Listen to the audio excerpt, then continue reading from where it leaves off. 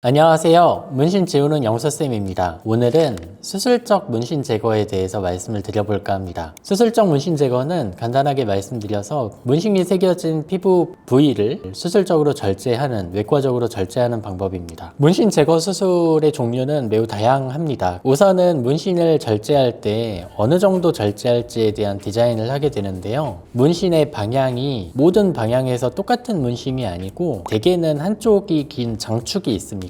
그 장축의 방향대로 방추형으로 절제를 하는 것이 조금이라도 정상 피부를 덜 절제할 수 있기 때문에 그렇게 절제 디자인을 먼저 하게 되고요. 이렇게 절제되고 나면 당연히 정상 피부를 봉합을 해줘야 되는데 첫 번째 방법은 이렇게 절제된 부위를 단순 봉합하는 방법입니다. 다만 조직의 결손이 있기 때문에 절제 부위가 단순 봉합되지 않는 경우가 훨씬 많습니다. 언뜻 생각해 보시면 수술 절개는 그냥 절개를 한 상태이고 상처가 벌어져 있기는 하지만 조직의 결손이 없으니까 그대로 봉합을 해줘도 되는데 문신 절제는 그만큼의 조직이 결손이 생기거든요. 그래서 조직을 봉합을 단순히 그 상태에서 하게 되면 끌어와지지가 않는 경우가 많습니다. 절개선을 따라서 아래쪽의 조직을 박리해주고 박리된 조직은 조금 더 유연해지기 때문에 그 박리된 조직을 전진시켜서 봉합을 해주는 방법이 있습니다. 이 방법을 전진국소 피판술이라고 하고요. 이것이 문신 제거에 있어서는 가장 흔하게 이용되는 수술적 절제 방법입니다. 다음 방법은 절개선에 직접 접해 있는 조직의 양은 충분하지 않은데 비교적 가까운 인접한 거리에 있는 조직은 충분할 때입니다. 이때는 절개선의 아래쪽을 박리를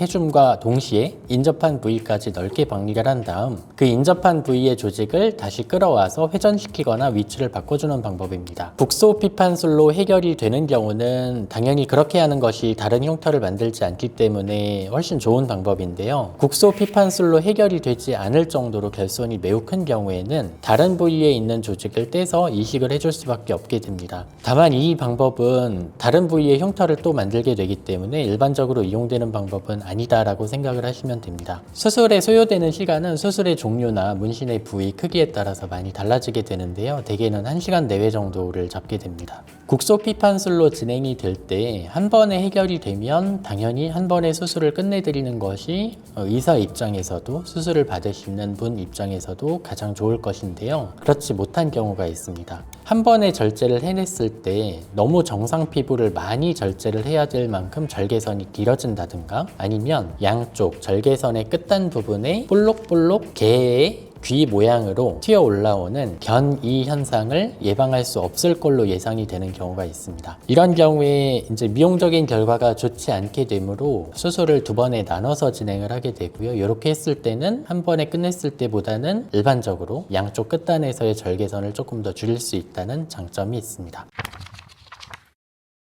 자, 확실한 장점으로는요, 레이저 치료에 비해서 월등하게 빠른 기간 또 월등하게 적은 횟수로 문신을 제거할 수 있다는 점입니다. 통상 레이저 치료가 확실하지는 않지만 대개 10번 이상의 치료가 필요한 것으로 예상이 되는 반면에 수술적 문신 절제 같은 경우에는 한 번, 많아도 3번 이전에는 해결이 되는 경우가 대부분이기 때문입니다. 그리고 두 번째는 이론적으로 100% 완전한 문신 제거가 가능하다는 것입니다. 사실 레이저 문신 제거도 문신 제거라는 표현을 쓰고는 있지만 이론적으로 100% 제거가 되는 것은 아닙니다. 몸의 어딘가에는 문신 잉크의 어떤 이물질, 성분들이 남아있기 때문에 그런데요. 그 해당 부위를 아예 외과적으로, 물리적으로 절제를 해버리는 경우에는 100% 이론적으로 문신 제거가 가능합니다. 이 두 가지가 수술적 문신 제거의 장점이라고 보시면 되고요. 단점은 장점보다는 조금 더 많습니다. 대표적인 단점이 흉터입니다. 일반적으로 레이저 치료가 잘 진행이 됐을 때에 비해서 수술적 문신 제거는 흉터의 결과가 좋지 않습니다. 조직에 결손이 생기면 주변의 조직을 끌어와서 봉합을 하기 때문에 아무리 이 봉합을 잘 해놓는다고 하더라도 이 힐의 장력이 영원하지가 않습니다. 벌어지는 힘이 당연히 작용을 하게 되고 시간이 지날수록 흉터가 넓어지는 것이 일반적입니다. 그리고 이 흉터라는 것이 미용적으로도 물론 문제를 일으키지만은 기능적으로 문제를 일으키는 경우도 있습니다. 광범위하게 흉터가 넓게 있는 경우에는 관절의 가동 범위에 문제가 생길 수도 있고요. 예를 들자면 수술 전에는 이만큼 펴지던 관절이 수술 후에는 그만큼 이동을 못한다든가 움직임이 불편해지신다든가 당기는 힘이 생긴다든가 이런 것들이 아주 섬세한 작업을 하시는 관절인 경우에는 약간 불편함을 느끼실 수도 있다는 게 단점이고요. 또 하나는 가려운 증상이나 이상 감각 같은 것들이 생기는 경우입니다. 이게 피부 이식술을 하면 이런 경우들이 그래도 종종 생기는 편인데요. 이런 것들은 예측을 할 수 없다는 점이 수술적 문신 절제의 단점이 되겠습니다. 자, 그러면 수술적 문신 제거를 할 수 있는 경우와 없는 경우를 어떻게 구별할 수 있는지를 말씀을 드리려고 하는데요.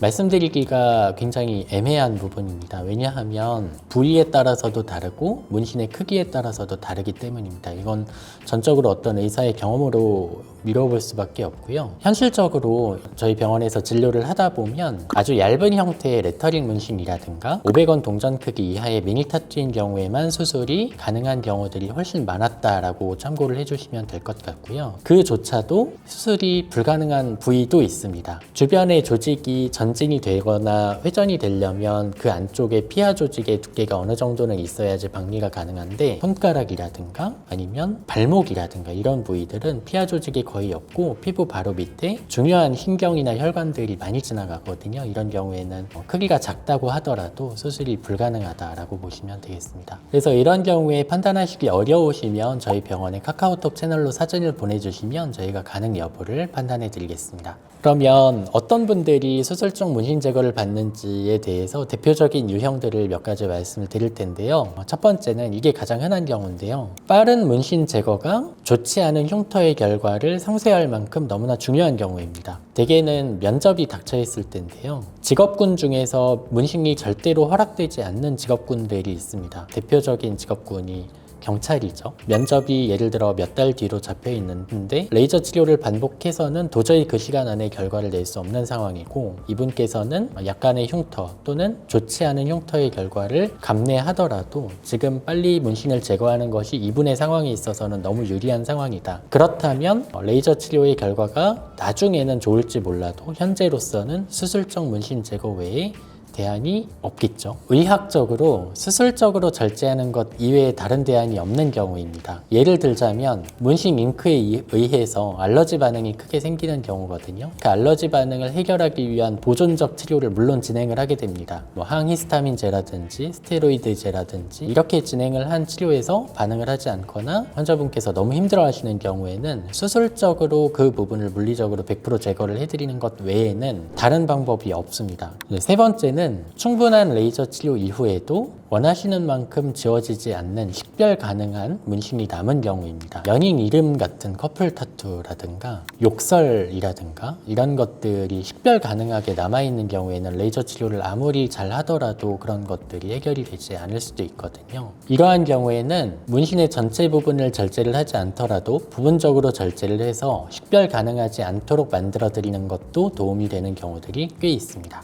다음은 레이저가 도달할 수 없을 정도로 깊은 부위에 문신이 남아있는데 이것을 꼭 제거하시고 싶은 경우입니다. 저희가 현재 치료하고 있는 레이저들은 파장에 따라서 들어가는 깊이가 어느 정도는 한계가 정해져 있는데 그것보다도 문신 잉크가 더 깊게 들어가 있고 이 문신 잉크가 문제를 일으키는 경우에는 수술적 문신 제거가 추천이 됩니다.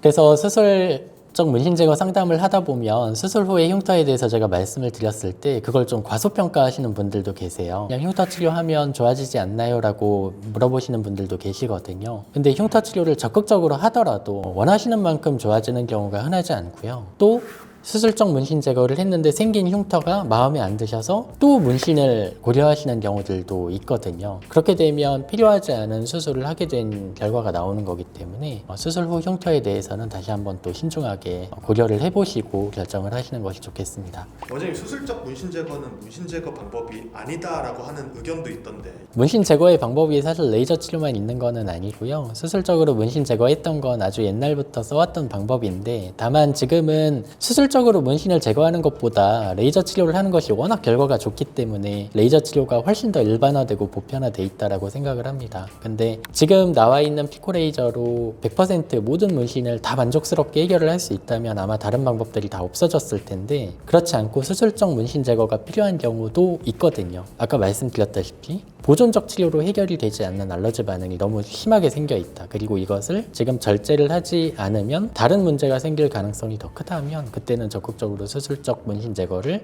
고려해 봐야 되겠죠. 그러니까 모든 경우에 수술적 문신 제거가 유리하다라고 제가 말씀을 드리는 것이 아니고 이것이 필요한 경우도 있다라고 말씀을 드린다라고 이해하시면 되겠습니다. 자, 오늘도 시청해 주셔서 감사드립니다. 수고하셨습니다.